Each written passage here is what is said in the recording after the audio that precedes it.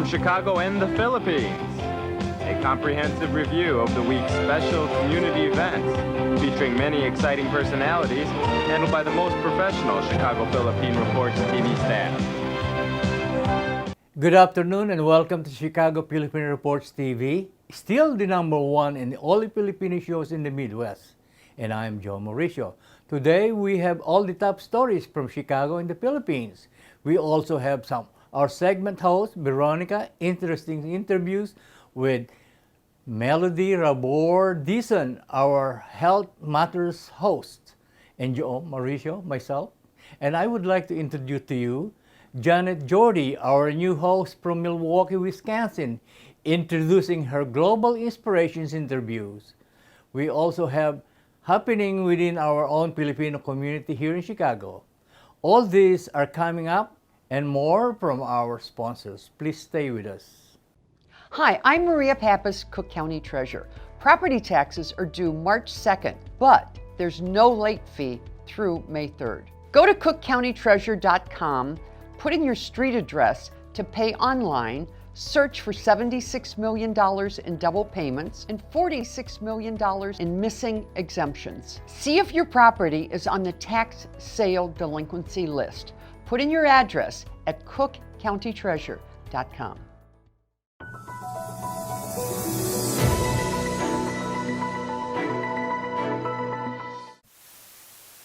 PDP's acting national president, Senator Manny Pacquiao, warned PDP Vice Chairman Energy Secretary Alfonso Cusi after party mates started circulating a resolution urging President Duterte to run for vice president in the 2022 elections.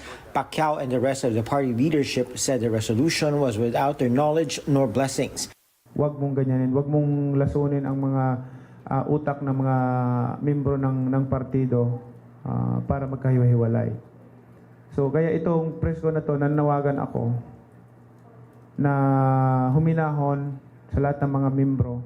At si Cusi naman, hindi ako nakikipag-away sa'yo. Tinawin ko lang, hindi ako nakikipag-away sa'yo. Pero wag mo akong awayan dahil hindi ako hindi ako yung tao na pwede mo lang laruin. Warning lang to.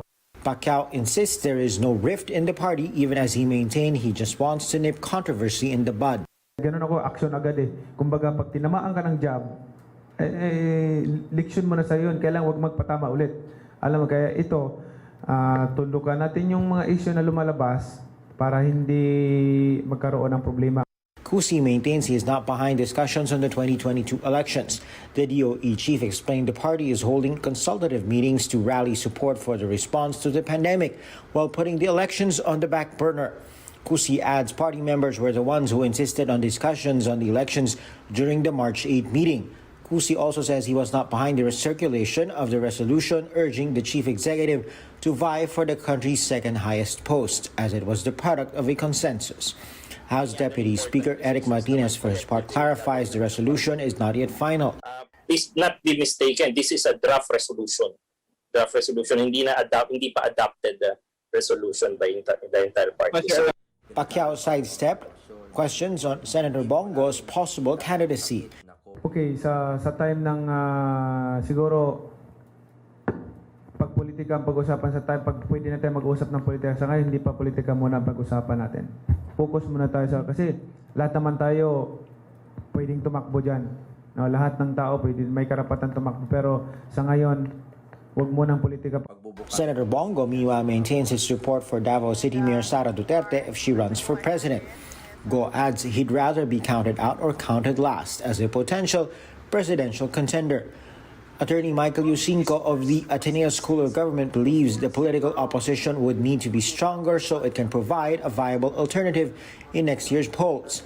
The only way to put up a fight, a competitive performance in 2022 against, as you said, a formidable partnership in PDP, between PDP, within the PDP Laban Party, is for the middle forces really to find a common ground. It cannot be just a single force but it has to be a combined force of those who did not win in the 2016 election. The president's mouthpiece asserts they are focused on the pandemic. Hindi naman po, because ang primary thrust pa rin ng gobyerno is this pandemic. And that is why all members of the cabinet were given the mandate to go and support the vaccination program of the government. Senator Panfilo Lacson warns the whole country may end up experiencing the politics of Davao City if the Go Duterte tandem materializes. He adds it is insensitive to talk politics now. Thailand's Prime Minister Prayut Chan-o-cha and members of his cabinet canceled their scheduled inoculations with AstraZeneca's COVID-19 vaccine on Friday. Thailand, along with several European countries such as Austria, Norway, and Denmark, suspended the use of the British-made jabs, following reports of the formation of blood clots in some people who had been vaccinated. Austria stopped using a batch of the vaccine Sunday after a nurse who was inoculated died of severe blood coagulation disorders. Britain's drug regulator says evidence is lacking as to whether AstraZeneca's jab was the cause. Other countries like France, Germany, and Sweden say they will continue using the vaccine, while the European Medicines Agency vouches for its safety. The Philippine Health Department and Food and Drug Administration also say Manila will not stop rolling out the jabs anytime soon. Over in the U.S., President Joe Biden orders states to have all American adults eligible for COVID-19 vaccinations by May 1st. Biden hopes America will have 2 reasons to celebrate on the 4th of July. That doesn't mean large events with lots of people together, but it does mean small groups will be able to get together. After this long, hard year, that will make this Independence Day something truly special, where we not only mark our independence as a nation, but we begin to mark our independence from this virus. More than 64 million Americans have received at least one COVID-19 vaccine dose, according to Johns Hopkins University. Health authorities in Denmark, Norway, and Iceland suspended the use of AstraZeneca's COVID-19 vaccine shots on Thursday, following reports of the formation of blood clots in some people who had received the vaccine. The announcement comes after Austria stopped using a batch of AstraZeneca shots while investigating a death from coagulation disorders and an illness from a pulmonary embolism.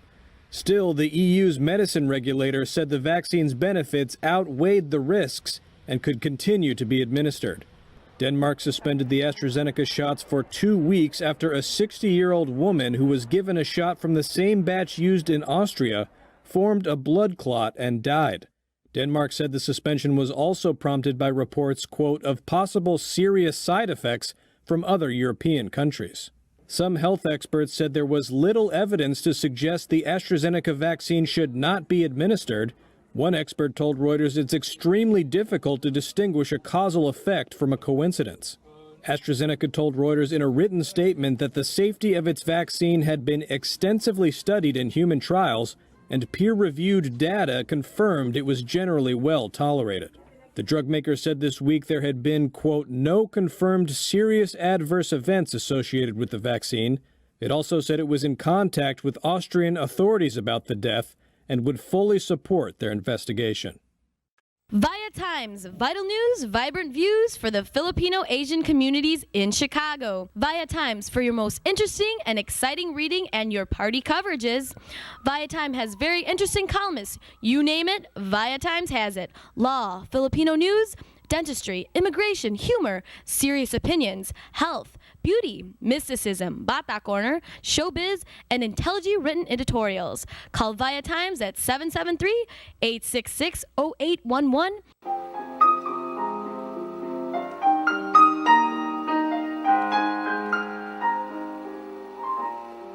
Magandang hapon po sa inyo lahat and welcome to Veronica's segment of the show.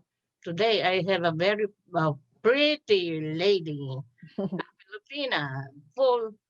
You're a pure Filipina, right? Yeah, I am. Yes. You're not mixed. And her name is Maria Diane Ventura.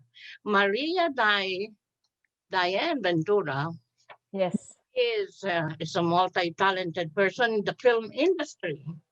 And she is she will be talking about her latest production.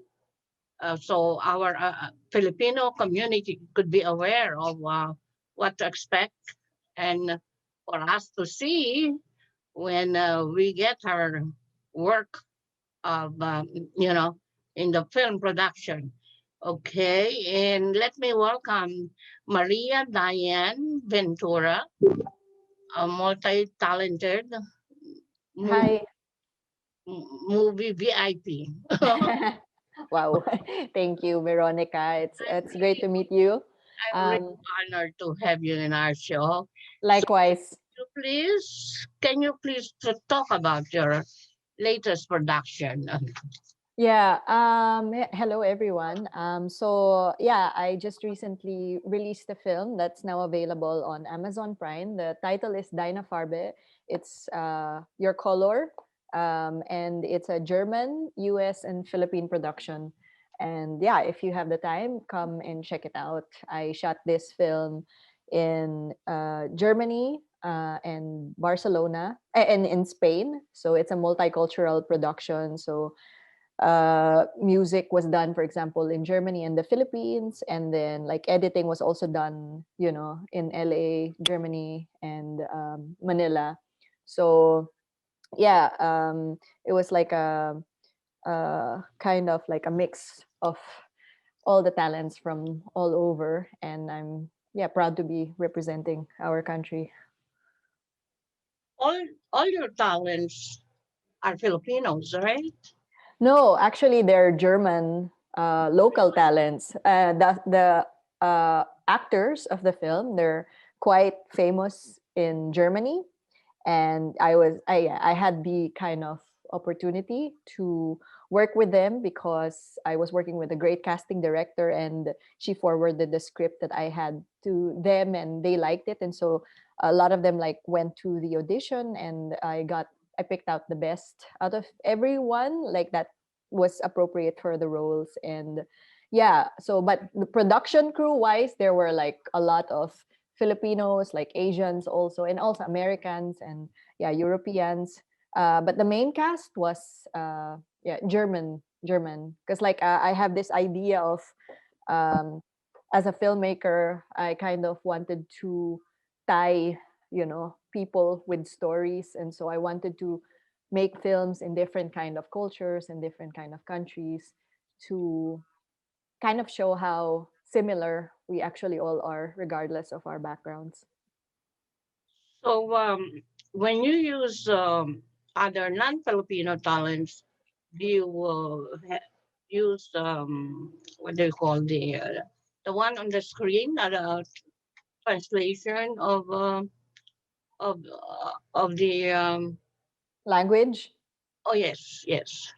Yeah, it was quite difficult because the script was originally in English, and we had someone translate it in German. But luckily, like everyone from Berlin they were all like proficient in English, so it was easy to give the directions in English, and then kind of it was actually easier for me as a writer because I usually tend to be so attached to my script and my words.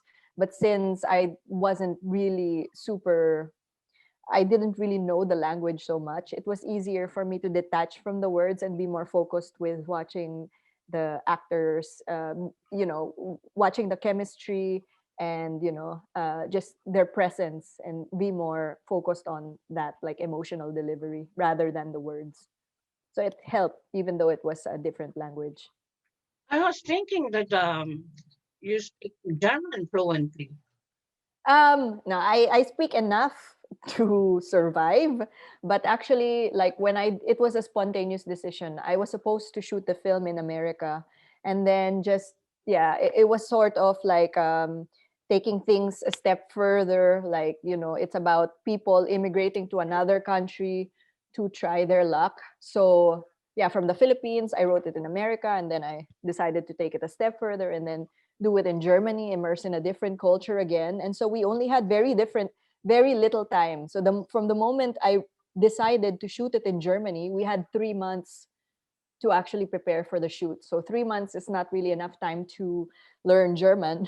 So we had to make do with kind of like what we were equipped with at that time. I see that you have worked with many Filipino talents with names in this, like you mentioned names like Sherry Hill, Yeah, and Jake Cuenca, and those names are really very familiar. They're really very good actors. yeah, And Buendia. yeah. So I started in the music industry. So I was I still am the manager of Ellie Buendia, and I would co-produce shows for the Eraserheads reunion, for example. I'm also managing Nobody's Home, for example. It's an up and coming band in the Philippines, and that was where I started my footing in the entertainment industry, is through music and then pictures, and then when I transitioned to film, but I'm still in music actually, so it's not a transition. But yeah, I was introduced to these actors when I was still a student, and I was lucky enough to be working with Sherry Hill. I also kind of blindly submitted my script to her, and she liked it even before meeting me, and she was on board for that project, which was a student project, but which was still released on Amazon Prime globally. So that and my movie with Jake Cuenca were films that I was making while I was still studying film. So Dinah Farbe, the film that is just currently out, that was premiered recently, is my official feature debut. Well, I want this is an interesting question. You are so pretty. You can really play as a movie star in one of your productions, but you prefer being behind the scenes as a writer, director, and producer. Yeah. Well, isn't it don't you have any desire to be in front of a camera? Thank you. You're too kind. But um, I, I prefer to be behind the scenes. Although I studied acting and I'm really interested in it, but I think what it takes to be one is maybe I really I really appreciate and enjoy my privacy, and I maybe I might not be as generous with expressions of emotions, and yeah, so I feel like it's easier for me to express myself through writing and directing and working with them. You can tell them, direct them how to do it. Yeah. You won't do it. Yeah, very interesting. So, what do you think of our Filipino uh, stars? How are they comparable with the other international stars that you've worked with? How good are they? I think Filipino talent, whether behind or in front of the camera, is excellent. On par with like the rest of like the world in terms of talent and creativity. I just feel that we there. Although right now with like the support, for example, from the FDCP, we are on our way to uh, having more platform to be seen globally. But yeah, I think excellent. They're excellent talents like Sherry Hill, for example, and Jay Cuenca, who I've worked with, were yeah, really inspiring. Yes, I think so. I think so too. Okay, talk to us briefly about your latest production. Uh yeah, basically Dinah Farbe, Your Color, my film is a personal story actually. Uh, I was born and raised in the Philippines, and then I immigrated to New York. And at that time, when I was in the Philippines, I thought that if I if I went somewhere else, that I would kind of escape, whatever problems. But actually going to another country made me realize that you can't really escape things that is something that needs to be resolved within. And also moving to a new place actually made you like exacerbated feelings of isolation and not belonging. And so I wrote this film about two characters that moved from their small town existence, where they felt claustrophobic and unable to express themselves, and moved to another country, only to realize that it is not necessarily a solution, that there are some things that need to be resolved internally, and the circumstances outside you have no control over it.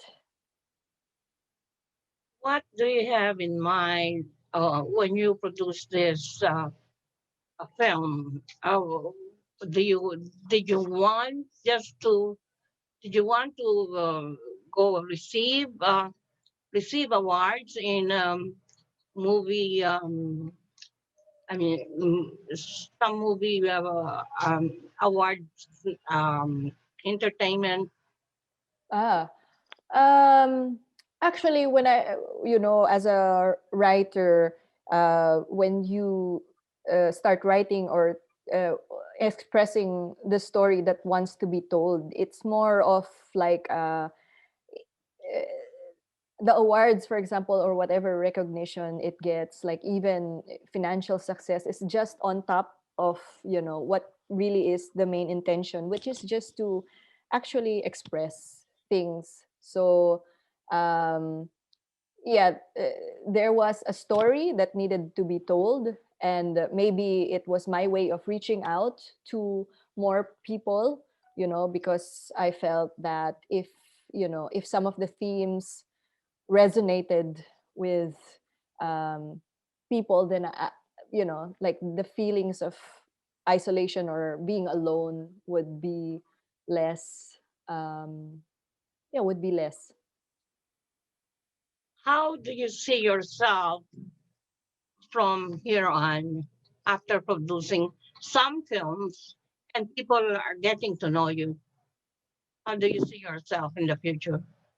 As I've said, like I really mean it when I said, like, I come from, I was born and raised in the Philippines, and I was exposed to so much talent and creativity over there, and it made me feel sad that we don't have so much platform to show that. So I wanted to, apart from my own motivation to go to find like a platform that's universal, it's also part of my intention to also bring that kind of talent that I was exposed to with me. So wherever I go, I would sort of bring that inspiration and the people and the talent. Yeah. So whether behind or in front of the camera, like establish myself on a platform where there is more, where there's a wider reach, and have that platform to kind of reveal the creativity of our people as well.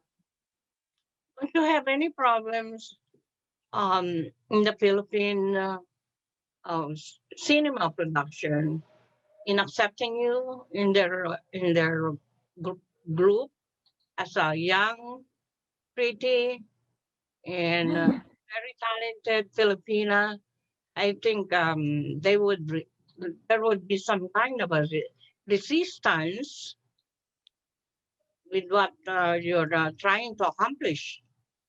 And that's I understand. I think maybe I also felt that way, that I felt like I needed to establish myself first outside of the Philippines to kind of prove myself before, also proving myself before kind of going back and immersing myself in that industry. Yeah, of course, like I felt in the beginning that some of my concepts and ideas weren't so accepted, but I also understand because, for example, in the Philippines, like people go to the movies to try to escape their current issues, like their dilemmas and heaviness in life. And sometimes my films are quite heavy. So, yeah, it doesn't kind of present itself as an escape or a relief. It makes you somehow, yeah, be more exposed to those kinds of thinking that will make you have to confront certain darkness and issues, So, yeah. One last word to our viewing audience regarding your recent project, film project. How are you going to sell them?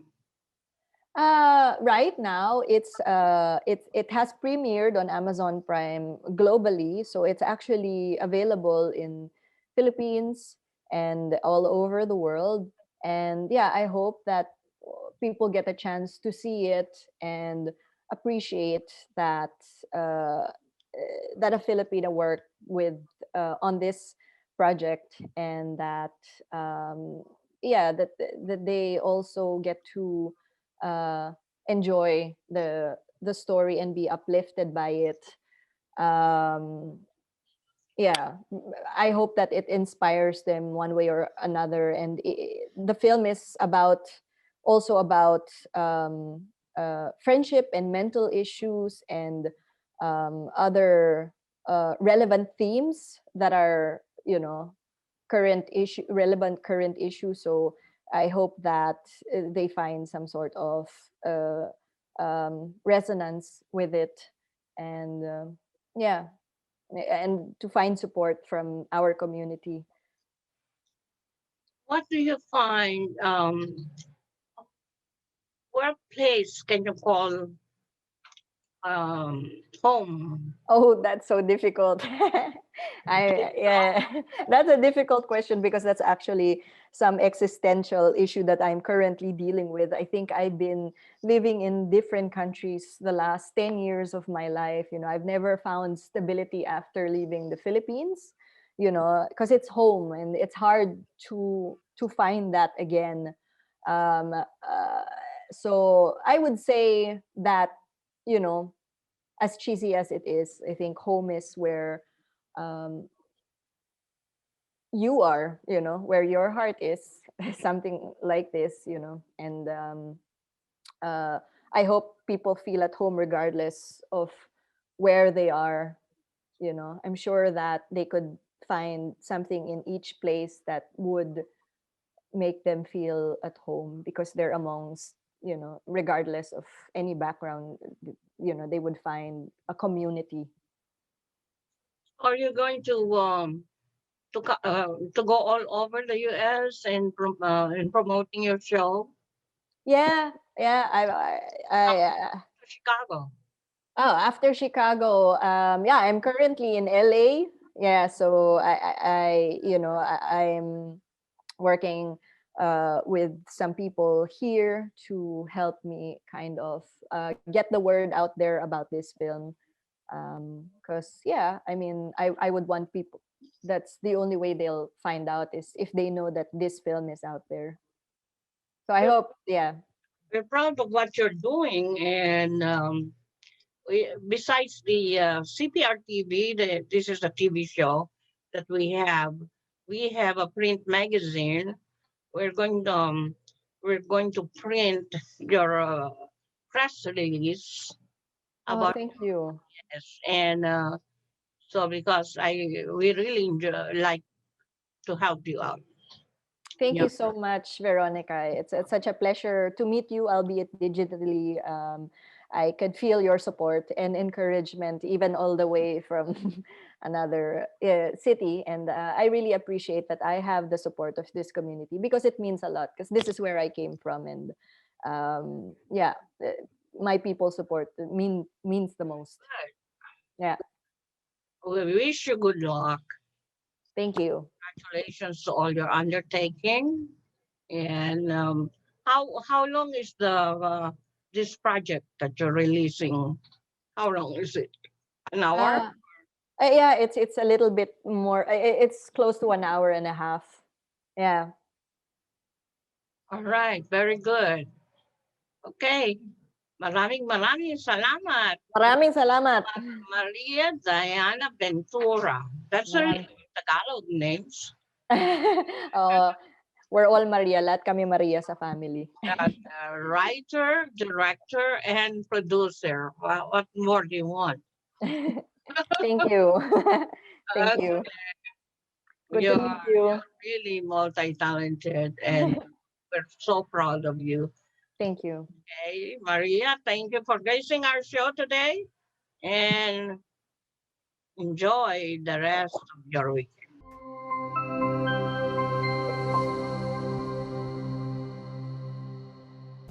Ladies and gentlemen, our guest this week is an international speaker, a CEO and the founding director of Global Impact, a justice advocate, a minister, and also an empowerment coach. We are so proud to have our special guest for our Valentine episode, Amy Moranco Gehan. Talking about TV shows, I know you have 2 TV shows, the Usapang OFW Help Desk and Limitless Life. Am I correct? Limitless Life. Yes, Limitless. Can you discuss more about these shows? Sure. So the first one that you mentioned is in local language here. That's the one that you were interviewed for. Yeah. And so actually anybody that speaks Visayan Tagalog we welcome them to listen to that.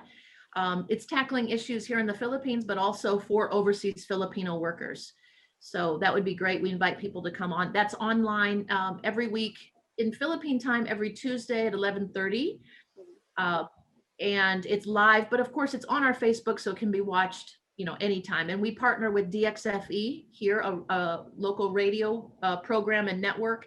So it's also broadcast on the radio, on radio, but as well as online. So anybody can watch it live online, though, no matter where you're at, whether live or the recorded version. Then we have our show Limitless, and the idea with that is it goes back to our theme of releasing freedom, empowering potential, and how do we live a limitless life? How do we shatter the glass ceilings of limitation? And so that came about. I won't go into the history of it really, but from pandemic, from a program we called we run CLA. I guess I am telling you the background story. Our theme for our Catalyst Leadership Academy in 2020 was Limitless. But because we had to shift to media program, then we did our Leadership Academy, but from that it was so successful, we made these shows. And there's actually two Limitless shows. I like to say it this way: there's Limitless in Visayan, and there's Limitless in English. Okay. So the Limitless in Visayan is done by our Global Impact team that are Visayan speakers, and more directed at youth, because it's very fun and interactive, and there's games and raffles, but there's always a message, like an inspirational, powerful message that's there. That's what we want to do. And then Limitless in English, I do the majority of the time. We also have Sharika, who's an American, who's our operations director here, as well as other guest speakers that come on and do the Limitless program. So I also really welcome people to watch that. I think we've got a lot of great teaching content, but also interviews that we do on Limitless. Yeah. Thank you very much, Amy. Your life is very inspirational. I don't know how you manage your time. I salute you for doing that, because Filipino people are benefiting from it. You've been all over the world. You are a media guru, and now you are into empowerment coaching, and you've done so many things. And I want you to talk to our viewers about, I want you to give them an inspirational thoughts about life or anything else that you want to share with them. Okay. What first comes to mind is again a topic sort of I'm thinking about a lot through the life coaching and empowerment coaching, and it's that we all have circumstances around us, right? We all have things that are happening. People interact with us, and life interacts with us, and we think that those interactions cause us to have a feeling. So we grew up thinking this. Like we also say, like, to our children, don't do that, because if you do that, you'll make mommy mad. Yeah. You know, you do that, you make me mad. So in other words, the other person causes our feeling, right? My husband did this, my son did this, my daughter did this, my staff did this, my boss did this, and I feel like this. And the feeling could be positive or negative. Oh, you did this and it made me happy. It made me joyful, made me feel good. You did this and I'm so angry because you did it. But what we have to do, COVID, quarantine, politics, everything makes me so mad or so scared, or I feel so much anxiety or so much fear because of COVID.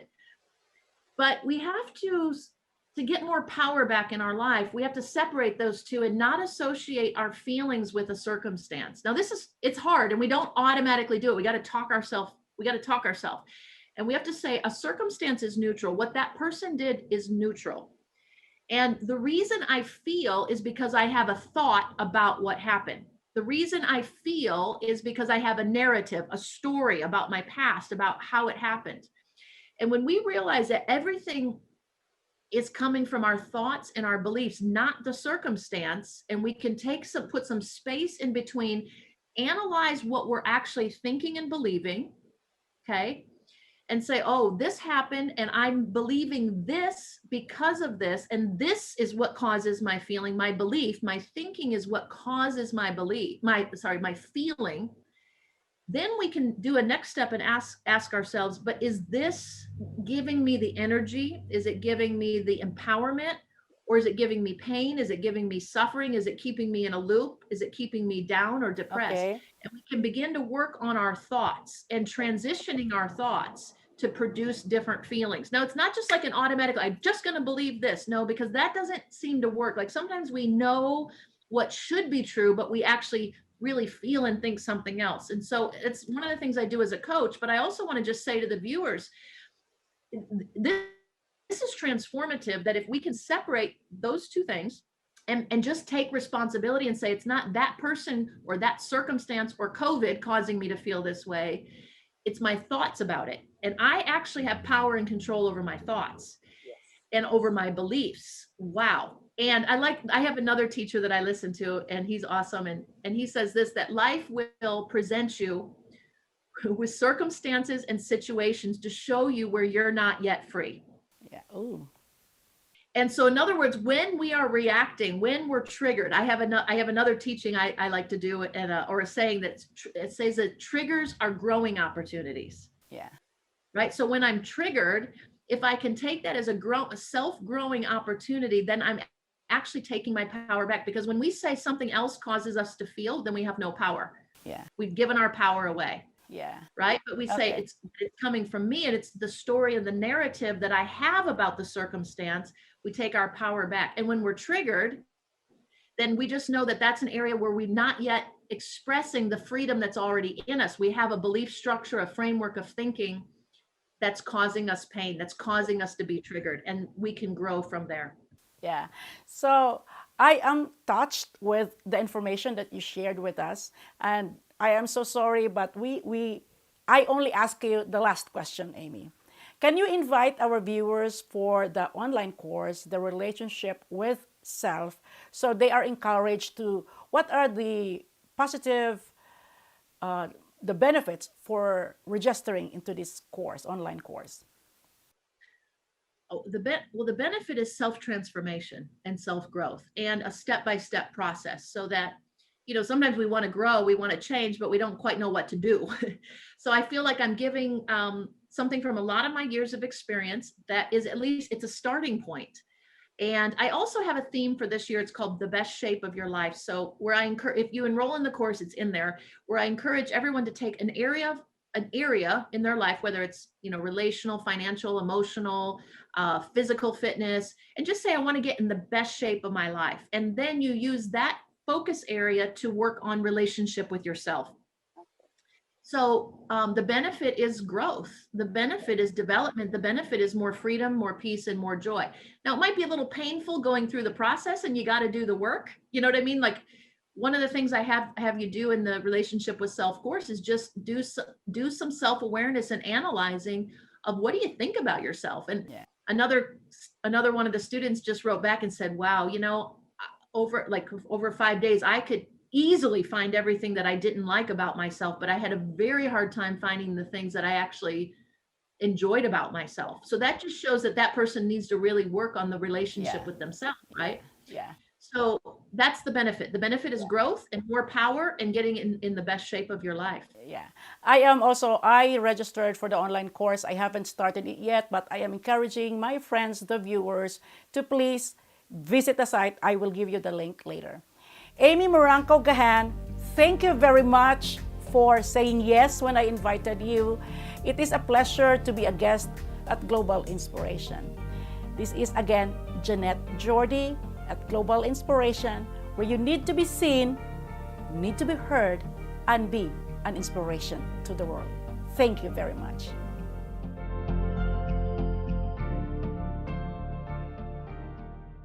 We would like to welcome all of you to Baladna Jewelry. We have a very big selection of 21 karat gold jewelry imported from the Middle East, from Dubai, Saudi, and Bahrain. And we have a very big selection of diamond.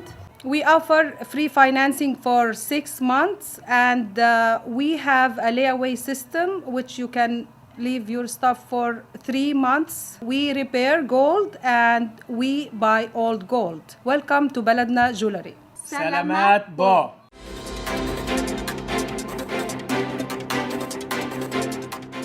This is Brigitte, Carino, Cueter, bringing you this week's local news from our community. 5 people are being accused of various election fraud-related cases during the November 3rd election, according to the DuPage County State's Attorney's Office in Illinois. The state's attorney's office said the charges stem from investigations into 32 cases of alleged election fraud, adding that most of those cases have been closed without investigation. However, the office stressed that several remain under investigation, according to a news release on Tuesday. Those who were charged include Colleen A. Kirchhoff, 60, of Naperville, Thomas E. of Wojciechowski, 73, of Carroll Stream, and Adam P. Butler, 51, officials said in the release. Kirchhoff was charged with forgery and perjury after she allegedly attempted to cast a ballot for someone else, officials said in a news release. Butler was charged with a count of forgery and 1 count of perjury in election code, while Wojciechowski was charged with 1 count of perjury in election code, officials said. 2 others, Derek Kent, 43, and Amy Kent, 41, of Austin, Texas, were charged with 1 count of perjury in the election code. Nearly every day, flooding happens somewhere in the United States. Flooding can cause more damage in the United States than any other weather-related event, and is also one of America's most underrated killers, causing nearly 90 fatalities per year. As part of Severe Weather Preparedness Month, the Illinois Emergency Management Agency, IEMA, and local emergency management officials are reminding residents that good preparation and knowing what to do in a flood can increase chances of survival when flooding occurs in your area. More than 2.1 million Illinoisans are all too familiar with the devastating effects of flooding, and some communities are still rebuilding following the historic 2019 flood, said IEMA Director Alicia Tate Nadeau. Flood Safety Awareness Week serves as a timely reminder for Illinois residents to prepare for potential spring flooding. Be aware of the flood risks in your community and know the steps to take to keep your family safe in the event of an emergency. IDFPR joined a multi-state coalition of state financial regulators congratulating Secretary Cardona on his confirmation and inviting him to partner with states in protecting student loan borrowers across the country. Specifically, the letter calls to the Secretary's attention 2 policies instituted by former Secretary Betsy DeVos that obstruct states' ability to regulate the private companies that service federal student loans.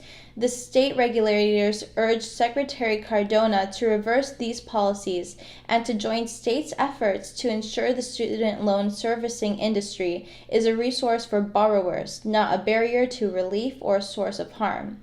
We are looking forward to a new day at the Department of Education, which we hope will be strong regulatory partners with states on student lending supervision, said Deborah Hagan, Secretary of the Illinois Department of Financial and Professional Regulation. Better oversight of federal student loan servicers will mean better protections for borrowers, which is our top priority for this industry. More than 2,000 students will visit Illinois state parks, natural areas, museums, and other natural resource sites this year to learn about nature and conservation thanks to a grant funding through the Illinois Biodiversity Field Trip Grant Program. Illinois Department of Natural Resources, IDNR, Director Colleen Callahan today announced the awarding of more than $34,000 in donated funds for 37 field trip grants. Winners represented 15 counties in the state.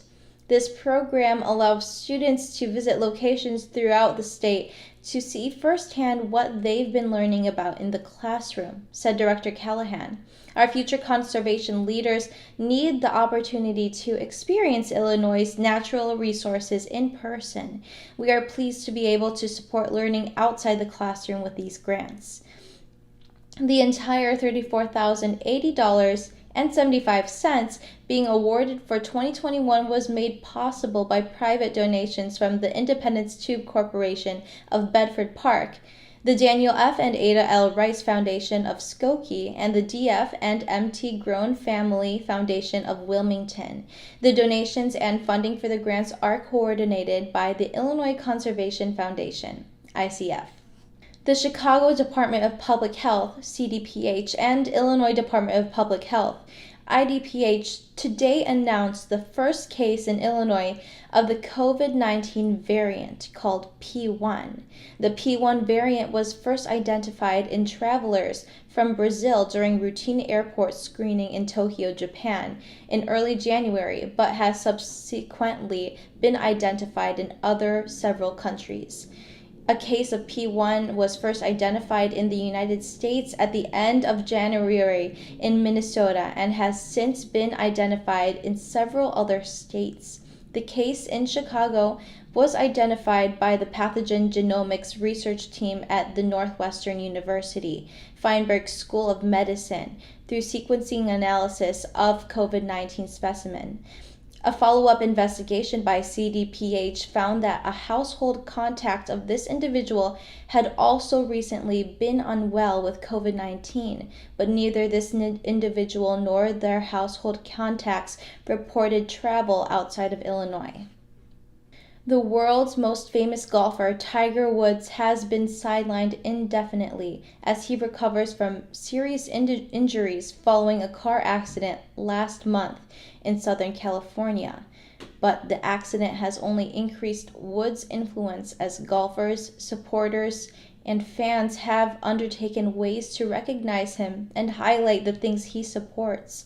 Woods' influence in an industry seeking ways to increase participation of blacks and other people of color will now reach Illinois. On Monday, officials from the village of University Park, located some 40 miles south of Chicago, will officially name the CHW Management Group of Columbus, Ohio, to oversee its popular golf course, the University Park Golf Club.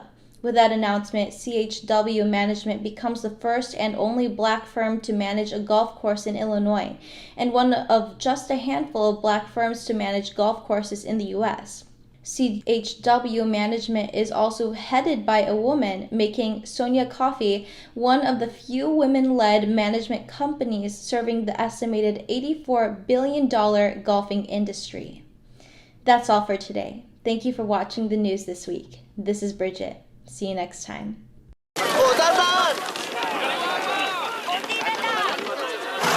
Yan! Dito na! Perfect!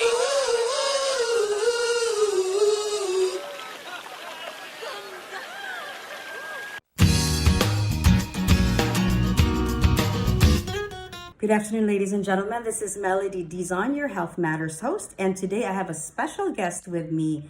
I've been working with him for almost a year now, and he's really, really a special guy. A lot of patients love him. He is such an easy doctor to love because he just cares so much. So I wanted to share him with you and just ask him a few questions about COVID vaccine. I'll be introducing Dr. Gopal Balala. Hi, Dr. Balala. How are you doing? Very good. Thank you for giving me this time of the day and opportunity to have this conversation. And so I know that your clinic is here in Gurnee or in Zion, right? Zion. Is there any other clinic that you hold, Doc? No, this is the only one. This is the only one. I'm in the same place for 35 years. Oh, God bless your heart. I wasn't born yet that time. No, I'm just teasing. I'm just teasing. All right, Doc. So, you know, our hot topic, the vaccine. I know they said there's 3 vaccines now that's available. What do you normally tell patients about vaccine if they ask you, should I get it? What do you say, Doc? Well, you know, most of the people like more than 65 years old or who also have a lot of chronic conditions like COPD, hypertension, diabetes, all need to get the vaccine as early as possible. It does not matter what kind of vaccine, either it's a Pfizer, Moderna, or Johnson & Johnson. We have a shortage, so, you know, cannot be waiting for certain kind of vaccine. Whatever you can get, all 3 is going to help you. That's right. Well, what if I always get calls and they say, you know, I have lung issues, lung problem, and I heard somebody got this and they got the COVID. How do you respond to that? Well, you know, COVID, the vaccine it's not a problem. It's not a risk. You know, people get a flu shot every year. That's right. They get a little muscle ache, body ache, little feverish, but there's nothing more than that. So they should be getting it because those are just minor adverse effect, right? That's right. Yes. Yeah, not really a complication. Do you think, Doc, we can get rid of the pandemic this year? You think? I'm hopeful. Oh yeah, it's almost done. Yes. We just need to get more and people vaccinated, so they are not infectious to anybody, and then fear will go. I mean, we have seen the ages, certain things comes out, and then it goes away. As long as people get educated and be on the safe side. That's right. Have you lost, what percentage of the population you have that lost their lives because of COVID? I had about 10 patients. Oh, okay. So they were older, more than 70s. They had COPD, hypertension, right, heart disease. Yes. And they are one, they could not make it. That's right. They were on the vent for a week, 2 weeks, but finally, the body gives up. Yeah, that's right. So, so is your office fully open? I mean, did you ever close at a certain time? We never close, even one single day. Oh, wow. Because in this medicine, yes, COVID is not the only thing. Correct. People have diabetes, they have heart disease, hypertension, all other medical problem needs to be addressed. You cannot just worry about COVID. Certainly we use all the precautions we can use. Use the mask, use the shield, and our office, partially blocked up. So, we get only one patient at a time in the waiting room. Correct. Nobody's waiting. Correct. And my girls cleans the office.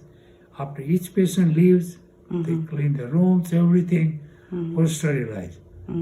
So nobody would get infected.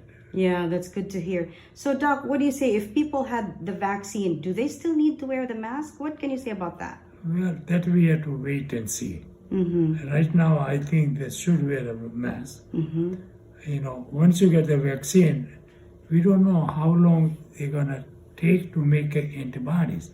That's right. So until then, until everything proves, you got to wear the mask. You got to wear the mask, people. So that's it, folks. This is Dr. Gopal Balala has given us tons of medical information regarding the vaccine. And I think we are nearing to the end of it, hopefully. we can end it soon so we can go back to our normal life and you can start playing golf, Doc, That's right? Yeah. I never missed one day of golf when pandemic was there. Because you are out in the open area. There you go. Nobody close by. That's right. You don't need to wear even mask. That's right. You're at least 10 feet away from other person, so You're you good. can enjoy it. Wonderful. Well, I really thank you for this opportunity and the time that you have given me, Doc. So maybe next time we'll talk to you again, okay? Okay, thank you. Thank you so much. Bye. Hi, I'm Maria Pappas, Cook County Treasurer. Property taxes are due March 2nd, but there's no late fee through May 3rd. Go to cookcountytreasurer.com, put in your street address to pay online, search for $76 million in double payments and $46 million in missing exemptions. See if your property is on the tax sale delinquency list. Put in your address at cookcountytreasurer.com. Good afternoon, everyone, and welcome to the most awaited portion of the show, the happy birthday to the following people: Eloy Regala, Papa Pilferdic, Nilo Villacorte, Josie Reyes, Lynn Agpasa Viola, Malu Sigala Toller, Meryl Hazel Garcia, and our columnist celebrating the birthday today, Vic Perez. Happy birthday, Vic. And also, happy anniversary to the lovely couple, Mar and Baby Salas. Hi, baby. Hi, Mar. Congratulations. And don't forget to pick up the copy of your favorite ViaTimes magazine February issue at your favorite stores. Again, this is Joe Mauricio wishing everybody a good month of February.